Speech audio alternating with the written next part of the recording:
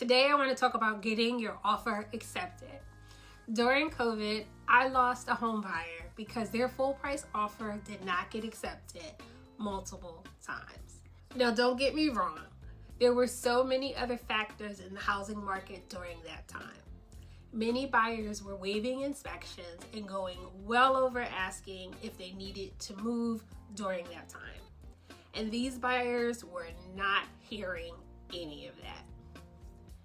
But since then, I have a few more tools in my tool belt to help get your offer accepted. So let's get into that, okay? Number 1, proof of funds, the pre-approval or bank statement. Every seller wants to make sure the offer they accept is from a qualified buyer who's been pre-approved or has proof that they have the funds to pay cash for their home. This is a must. You can see all the houses you want, but no seller's agent will have their seller sign on the agreement of sale without a pre-approval from a lender or some financial statement indicating you have the funds available to pay the asking price. Number 2, contingencies. There are several types of contingencies. The most common is 1, a home inspection. This is when an inspector comes out to the home to check the integrity of the home that you're going to purchase. There's also a mortgage contingency. This is when your lender has to review your loan application. A lot of lenders now will start the underwriting process sooner than later, so this helps cut down on the contingency period. A home sale contingency, and this is a big one. If you need to sell your house before you can buy their house. For some sellers, this can be a red flag because they have no control over whether your home sale will go through. So from a seller's perspective, especially if they have multiple offers, if a home buyer has 1 or more contingencies, they may reject your full price offer and go with another buyer who has less risk. If your offer has 2 contingencies, but the Smiths only have 1 and you both have the same price, the seller will likely go with the buyer who they feel has less fuss. Some sellers will read your home love letter and some sellers will not. Some sellers would prefer to sell to a family over an investor's, while some just want the most money to help with their current needs. And who can blame them? Every situation is different. Number 3 is seller concessions, aka seller's assist. Are you asking the seller to help pay your closing costs? Even though you offered full price, seller concessions will absolutely still reduce their bottom line because in some cases you are still asking for a discount.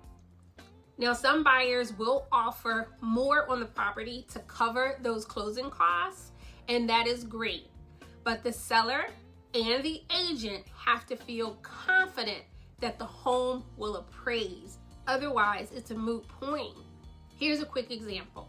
Say the seller is asking $300,000, but the buyer offers $310,000 with $10,000 in seller's assist. However, even though a seller may still net their list price, they may still reject the above full price offer. When I first started on my second listing ever, the seller received multiple offers and he did not go with the highest offer because he wanted a sure thing. And now that I think about it, the funny thing is that lender ended up being delayed, but the price was firm and he received every cent. Remember, the seller is looking at the net. That means, what do I receive after the taxes, the fees, and the concessions? Everything. What do I net? So if you can, think about it from the seller's perspective so that you can come up with the best offer and your agent can help you with it. Number 4, escrow. I know this may sound crazy, but some people do not want to put down a down payment. I remember a listing I had in Philly and the buyer was a family member, so the escrow payment was very low. And someone from my office actually called me when I turned in the agreement of sale to double check the escrow amount. The escrow is a sign of good faith when purchasing a home. Remember, you are a stranger. Why would the seller take their lovely home off the market and just believe you, a stranger, will go through the full home buying process if you don't have any risk or exposure to lose anything? Would you do that? The escrow deposit says to the seller, hey, I really like your house. Here's my deposit to see things through. And that's how serious I am. And remember, your deposit comes off of your final closing costs. So you're not just giving them money. The average amount buyers put in escrow is usually between 1% and 3% of the purchase price. In a competitive market, it can actually be higher. Number 5 to consider is the closing date. Not all sellers have a flexible closing date. Some need a quick close, while others may need an extended closing date. So if the buyer's desired closing date doesn't line up with the seller's desired closing date, their full price offer may be rejected.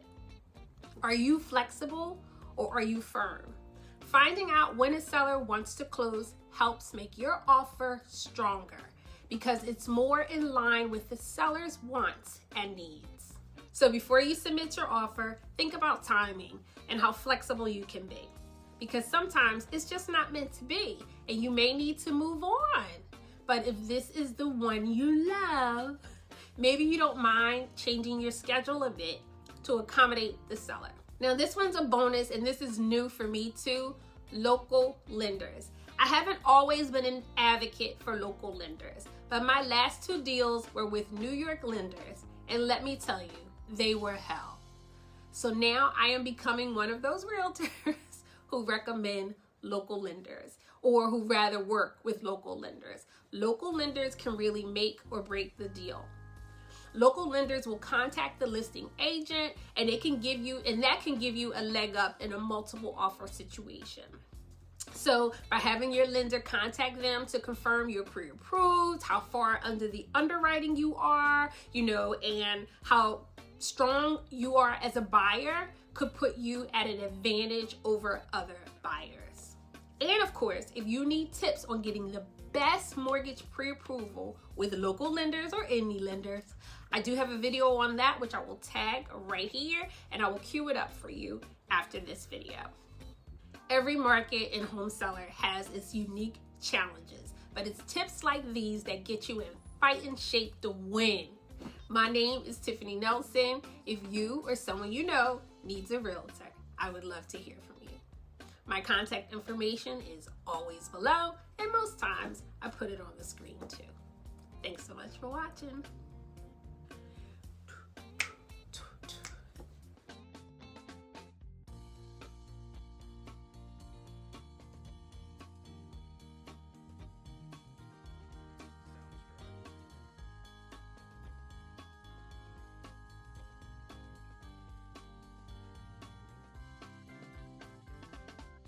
Number 3, seller concession.